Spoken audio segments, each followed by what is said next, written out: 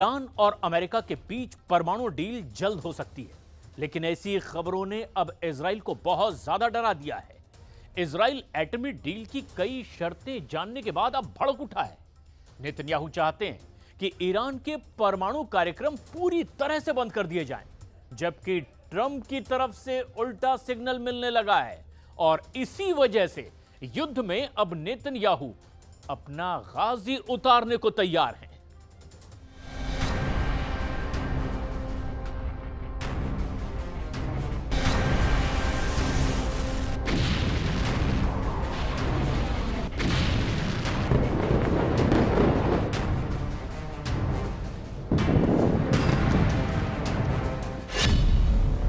एटमी deal के second round में Iran पड़ा भारी।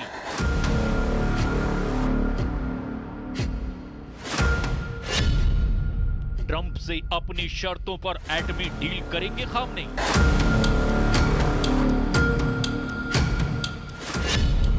ट्रंप ने ज़ेलेंस्की की तरह नेतन्याहू को फंसाया।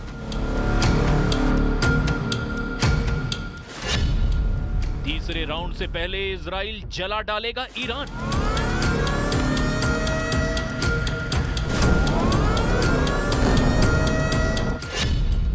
डबल फ्रंट पर सुपर पावर ने कर दिया सरेंडर।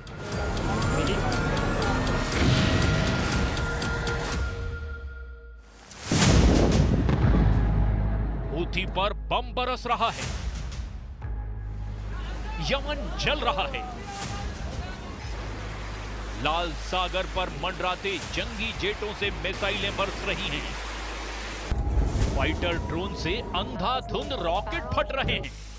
अमेरिका हमले के रोज नए नए वीडियो रिलीज करके ईरान को डराने का दांव चल रहा है, लेकिन ईरान को हराना आसान नहीं।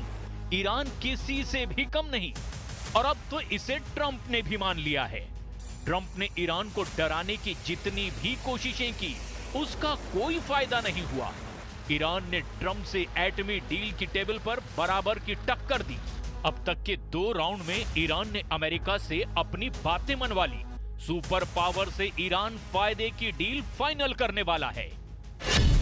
अमेरिका के स्टीव विटकॉफ और ईरान के अब्बास अरागची ने ओमान के विदेश मंत्री बदल बुसैदी की अध्यक्षता में सेकेंड राउंड की मीटिंग से खाड़ी में खलबली मचा दी है। همونطور که عرض کردم مذاکرات در فضای سازنده‌ای برگزار شد و میتونم بگم که رو به جلو هست و ما در حال حرکت به جلو هستیم. लेकिन इजराइल अब भी नहीं मान रहा। इजराइल ने ईरान से एटमी डील फाइनल होने से पहले बड़ा प्लान किया है। इजराइल अटैक प्लान के लिए रेडी है, लेकिन ट्रंप हैं कि ईरान की सभी शर्तें मानते चले जा रहे हैं। रोम में एटमी डील की बैठक की तस्वीरों ने नेतन्याहू का दिमाग गर्म कर दिया है। अमेरिका और ईरान के नेताओं की मेल मुलाकात से अब इजराइल इस कदर बौखलाया कि ईरान समर्थित लड़ाकों को बारूद से भूनना शुरू कर चुका है। उधर सुपर पावर को साधने के बाद ईरान की खुशी का ठिकाना नहीं है। ईरान के विदेश मंत्री ने सेकेंड राउंड की वार्ता को कामयाब बताते हुए यहां तक कह दिया कि 1 हफ्ते के भीतर ट्रंप से समझौता हो सकता है। امیدوار هستم که ما هفته آینده بعد از جلسات فنی در موقعیت بهتری باشیم برای قضاوت در مورد امکان رسیدن به یک تفاهم. هنوز با احتیاط برخورد میکنیم. ईरान सावधान है, फैसले सधे हुए हैं, शर्तें वही है। सुप्रीम लीडर अली खामनेई की तय की गई। ईरान अपने एटमी प्रोग्राम को लीबिया मॉडल की तरह बंद नहीं करेगा। ईरान न्यूक्लियर लैब को ऊर्जा क्षेत्र की जरूरतों के लिए चलाएगा। ईरान अपने अंडरग्राउंड एटमी कारखानों में किसी को झांकने नहीं देगा। ईरान अमेरिका से डायरेक्ट एटमी डील करने की बजाय तीसरे पक्ष को बीच में रख रहा है।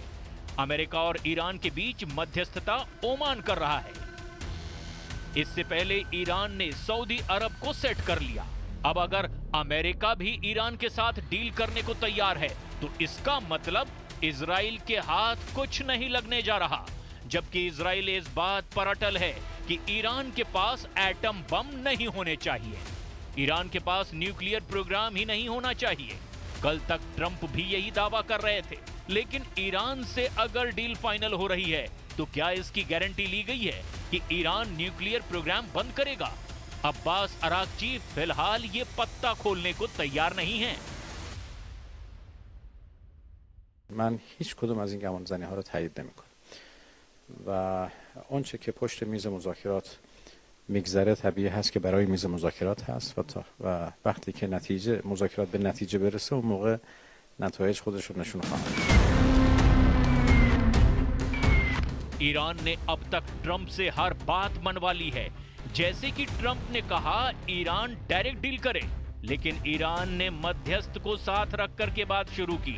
ट्रंप एटमी डील एक ही जगह फाइनल करना चाहते थे, लेकिन ईरान ने बैठक के लिए अलग अलग देशों को चुना।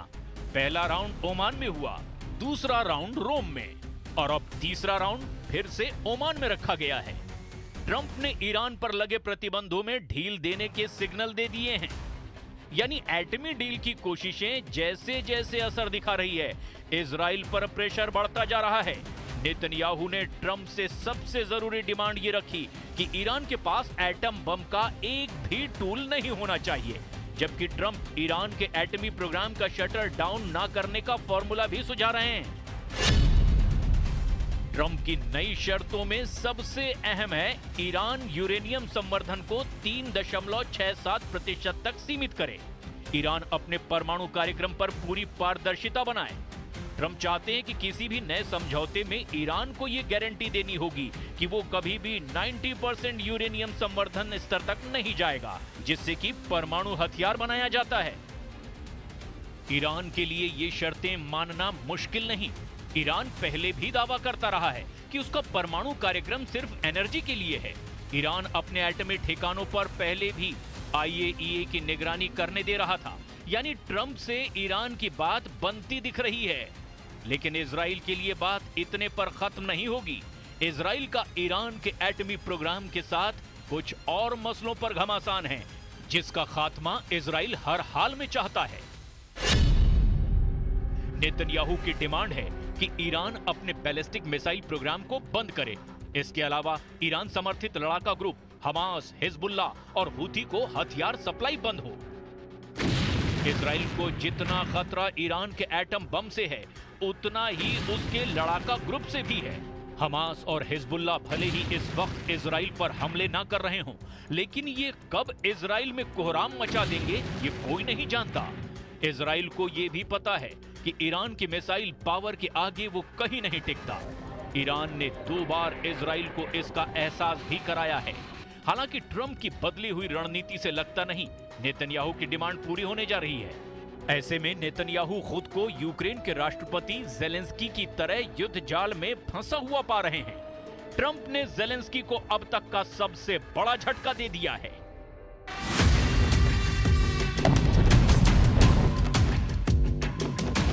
जिस नेटो सदस्यता के लिए यूक्रेन ने रूस से टक्कर ली, जिस नेटो फोर्स में शामिल होने के चक्कर में आधा यूक्रेन राख हो गया, ट्रंप ने रूस से बातचीत में उसे ही बाहर कर दिया। मतलब ये कि अमेरिका रूस में हो रहे शांति समझौते में यूक्रेन के नेटो सदस्यता पर बात तक नहीं हो रही है। ये जानकारी ट्रंप के विशेष दूत जनरल कीथ केलॉग ने दी है। केलॉग ने लंदन डायलॉग से पहले ये बात कहकर यूक्रेन को दहला दिया है। ट्रंप की टीम अगले हफ्ते लंदन में रूस के साथ युद्ध समझौते की बैठक करने वाली है। केलॉग ने दावा किया कि ट्रंप अपने वायदे के मुताबिक 90 दिन के भीतर युद्ध समझौता करवाने वाले हैं। समझौते में मिनरल डील और स्थायी शांति की शर्त शामिल है, लेकिन यूक्रेन को नेटो सदस्य बनाने पर कोई बात नहीं होगी। ट्रंप पुतिन की डील में फिर यूक्रेन को क्या मिला? जाहिर है कुछ भी नहीं, सिवाय इसके कि युद्ध खत्म हो जाए। लेकिन यूक्रेन के हाथ से जाएंगे उसके 5 बड़े इलाके। यूक्रेन से छिन जाएगा उसका खनिज खजाना। यूक्रेन को घाटा लगेगा क्राइमिया का। जेलेंस्की के लिए यह समझौता जहरीला घूंट पीने के जैसा होगा। लेकिन ट्रंप पुतिन की डील के बाद भी यूक्रेन हार नहीं मानने वाला। यूरोप के देशों ने जेलेंस्की को अभी भी बैकअप दे रखा है। यूरोपीय देशों ने नया गठबंधन बनाकर यूक्रेन को मजबूती देने का ऐलान किया है, जिससे भड़के रूस ने यूरोपीय देशों को भी धमकी दे दी है। Но они же в своем названии не сказали желающих чего. Видимо, желающих вот того самого ощущения собственного превосходства, собственной способности решать так, как им хочется, не прислушиваясь, вообще игнорируя мнение других. Это в современной Европе достаточно такая... Это связано с тенденцией возрождения нацистских взглядов, нацистских привычек, замашек. Но с Россией таким языком разговаривать не надо. यूरोपियन यूनियन यूक्रेन के साथ डटकर खड़ा है। ब्रिटेन, फ्रांस और जर्मनी यूक्रेन में संयुक्त सेना उतारने का प्लान बना रहे हैं। पोलैंड भी पुतिन के खिलाफ एक्शन में है। ब्रिटेन और रूस में आमने सामने की टक्कर होने के पूरे आसार बन चुके हैं। ब्रिटेन ने नेटो क्षेत्र में रूसी जासूसी विमानों और फाइटर जेट को रोकने के लिए अपने टाइफून विमानों को पोलैंड में तैनात कर दिया है। ब्रिटेन ने तैनाती रूसी जेट देखे जाने के बाद की है। कुछ दिन पहले ही रूसी जेटों और ब्रिटिश जेटों का आमना सामना भी हुआ है। रूस के फाइटर जेट को रोकने के लिए ब्रिटिश लड़ाकू विमानों ने गुजरे हफ्ते ही 3 बार उड़ान भरी है। बाल्टिक सागर में घमासान को देखते हुए नेटो सदस्य स्वीडन भी अब अलर्ट हो गया है। ऐसे में पुतिन ट्रंप की डील डन हुई तो फिर यूक्रेन आसानी से उसे मान लेगा, ये समझना भी रूस की बड़ी भूल होगी। जैसे ट्रंप और ईरान के बीच हो रही डील से इजराइल बेरुखी दिखा रहा है, इस मुद्दे पर ज़ेलेंस्की का स्टैंड भी कुछ वैसा ही है। अमेरिका को दुश्मनों से हाथ मिलाता देख नेतन्याहू और ज़ेलेंस्की नया वॉर प्लान बनाकर अपने वजूद को बचाने की कोशिश शुरू कर चुके हैं। अब सब कुछ ट्रंप के फैसले से तय होना है। उन्होंने अगर पुतिन और खामनेई का पक्ष लिया तो वर्ल्ड ऑर्डर में उलटफेर तय है।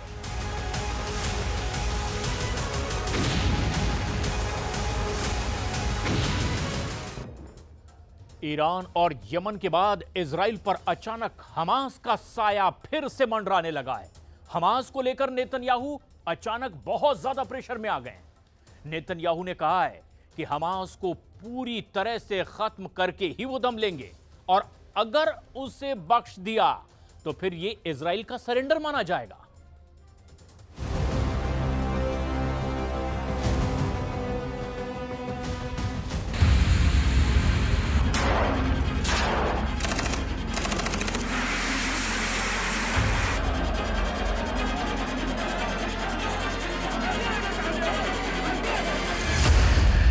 इतनी आग, इतने धमाके, लड़ाई का सबसे बड़ा मोर्चा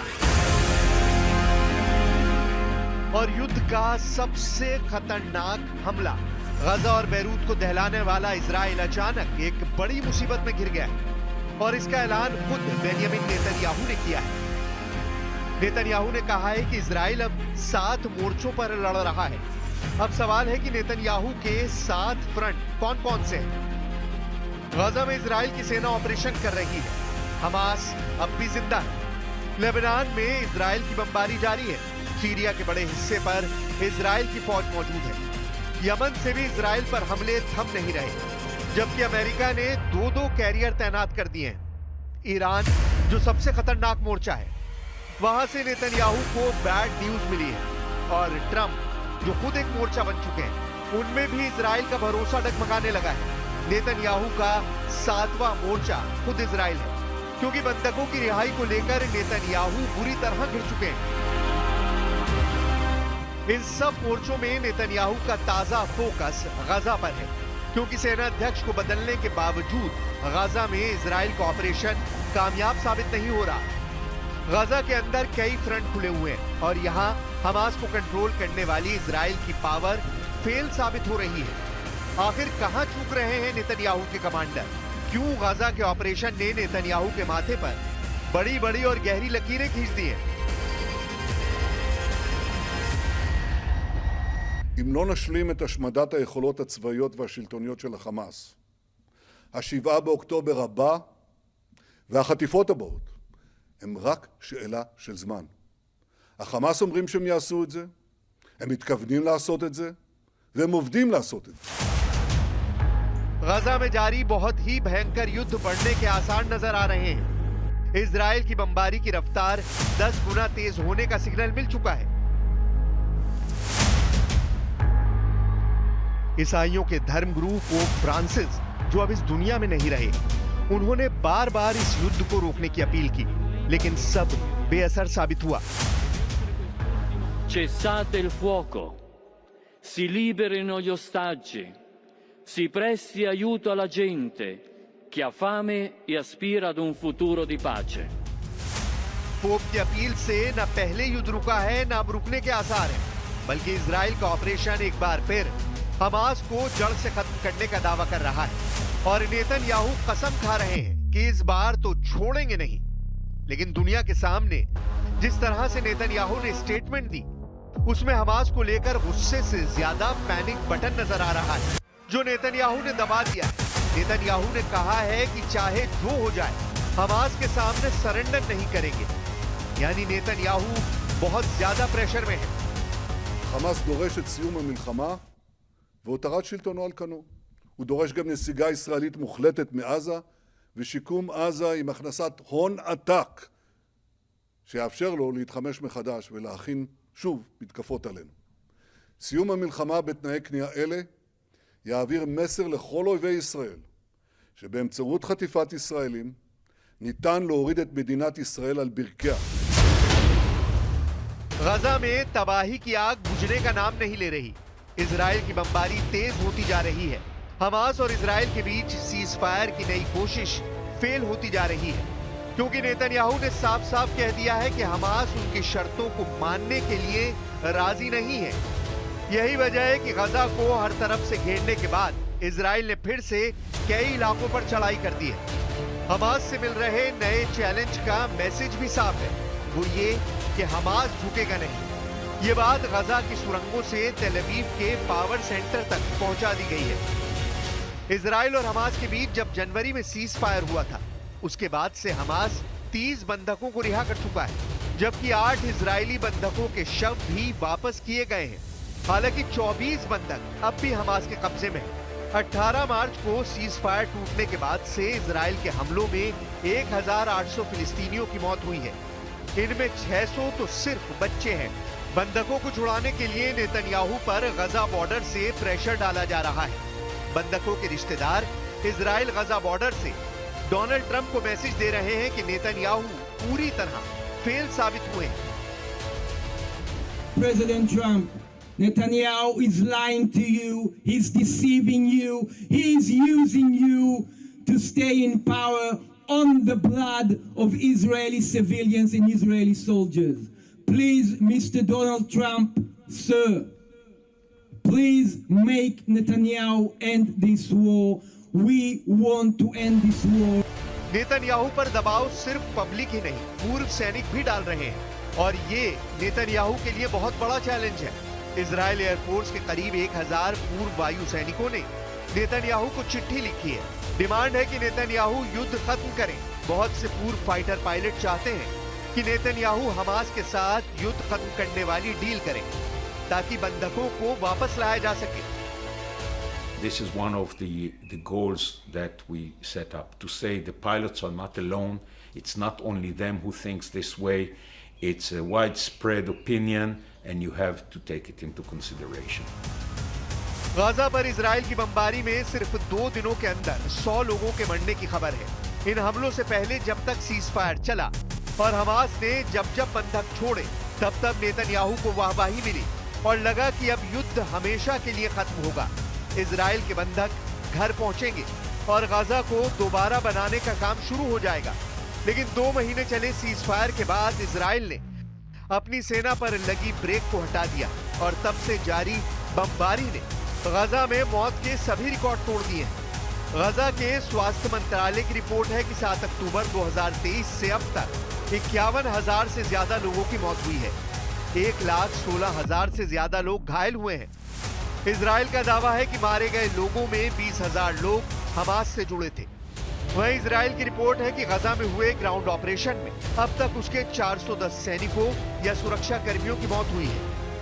गजा में बमबारी ने पूरी दुनिया को परेशान किया है, इसमें कोई शक नहीं। इजराइल और हमास की टक्कर वर्ल्ड वॉर करा सकती है, इसमें भी कोई शक नहीं, क्योंकि फिलिस्तीन और इजराइल का मुद्दा हमेशा से पश्चिम एशिया में बारूद का ढेर कहा जाता रहा है। और अब तो 19 महीने के युद्ध में इतना बारूद बरसा है कि वॉर का रिकॉर्ड रखने वालों के लिए भी अपने आंकड़े समेटना मुश्किल हो गया है। Watson institute for international and public affairs की रिपोर्ट है कि 7 अक्टूबर 2023 से अब तक गजा में 232 पत्रकारों की भी जान जा चुकी है। ये आंकड़े यूगोस्लाविया, वियतनाम और अफगानिस्तान में हुए युद्ध से भी ज्यादा है। यानी गजा में 550 दिनों के युद्ध में सबसे ज्यादा पत्रकार मारे जा चुके हैं।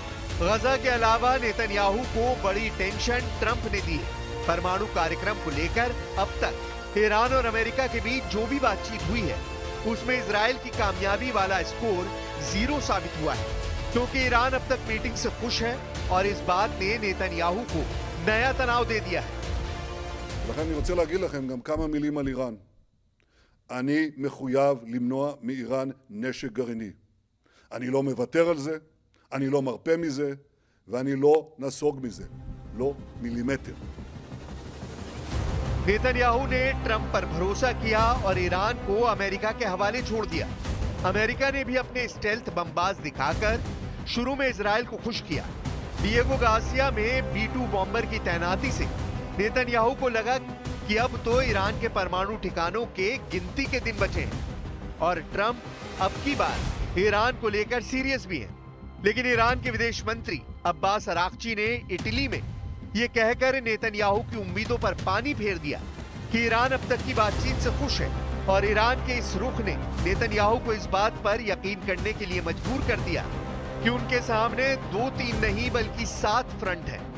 गजा से लेकर लेबनान और सीरिया से लेकर यमन तक नेतन्याहू की फौज पर दबाव बहुत ज्यादा है, क्योंकि ये सभी फ्रंट लगातार एक्टिव है। ईरान का मोर्चा जो नेतन्याहू ने ट्रंप के लिए छोड़ा था, वहां से भी इजराइल को अच्छी खबर नहीं मिल रही। इसलिए ट्रंप से डील करना भी एक मोर्चा साबित हुआ है, जबकि गजा में मौजूद बंधकों को लेकर नेतन्याहू अपने घर में भी और ज्यादा घिरते नजर आ रहे हैं। तेल अवीव में नेतन्याहू उस कोर्ट में पहुंचे जहां उनके खिलाफ भ्रष्टाचार का केस चल रहा है। अब इसे नेतन्याहू का 8वां मोर्चा भी कहा जा सकता है। उन पर हेराफेरी, धोखाधड़ी और रिश्वत लेने का इल्जाम है। इन सब के बीच कोई शक नहीं कि नेतन्याहू की सबसे बड़ी चिंता ईरान है। ईरान को ही सेंटर में रखकर उन्होंने 7 फ्रंट का जिक्र किया है। वो ईरान को लेकर लगातार आक्रामक है और चाहते हैं कि ट्रंप का ईरान पर भरोसे का लेवल भी 0 होना चाहिए। कोई ऐसा दिन नहीं बीतता जब ईरान को लेकर अमेरिका और इजराइल के कमांडर और दोनों के अधिकारी आपस में बात नहीं करते।